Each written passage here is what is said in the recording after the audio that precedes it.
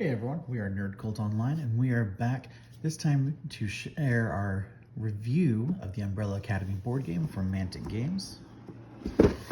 So I'm going to go ahead and open it up, show you guys once again the main pieces, and see some of the organization features that we really liked.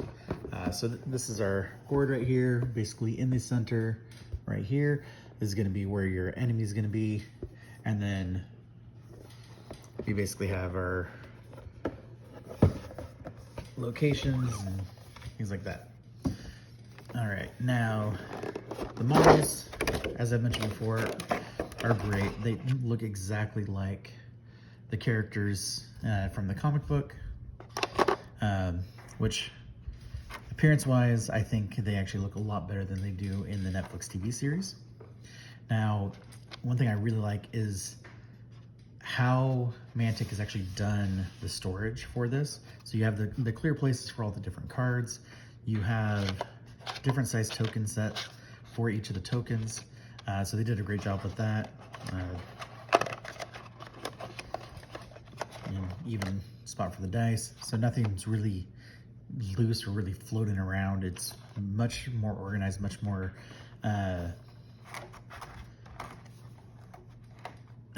can't remember the word I was looking for, but basically the organization and just the general appearance, it makes me happy. Again, models are fantastic, great detail on them. I'm actually looking forward to giving them a fresh coat of paint.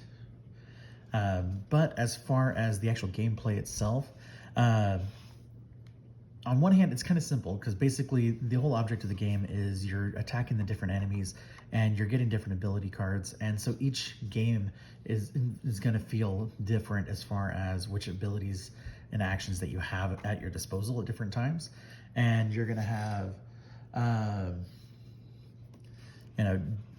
different abilities and such for the enemies to use against you to counteract.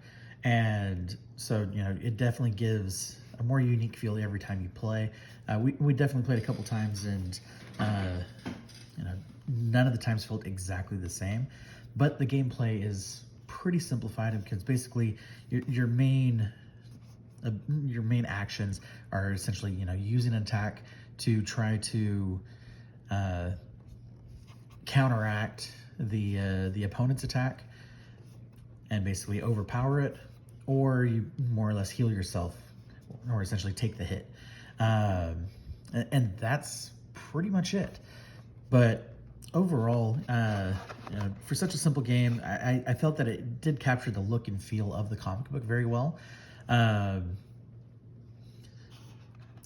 My biggest complaint, though, is that I wish that we actually had models for each of the enemies as well to put on the board, so that way, we had them there. Now, I know that Hazel and Cha-Cha were available at one point, I believe, as only part of the Kickstarter. So if you're able to get your hands on a Kickstarter version, you'd be able to get those models. And actually, honestly, those are the only models that I personally wanted. So unfortunately, it did not come with them. So a little disappointed there, but I also understand that, we also came in a little too late for the game in order to actually take advantage of that. But overall, solid game. Definitely enjoyed it. Again, a little on the simple side, but at the same time, definitely captured just the general look and feel of the comic book as well. Now, if you're looking for something more like the TV series, this is not quite it. But again, that's more because this is all done in the comic art style, where the characters are still quite accurate to who they are. So in that regard, it works. But thanks to Mantic for sharing this with us. We definitely appreciate it. And again, we had a good time, and definitely looking forward to some of the other games that they have. But that's it for today. Thank you guys, as always, for watching. I'll catch you next time.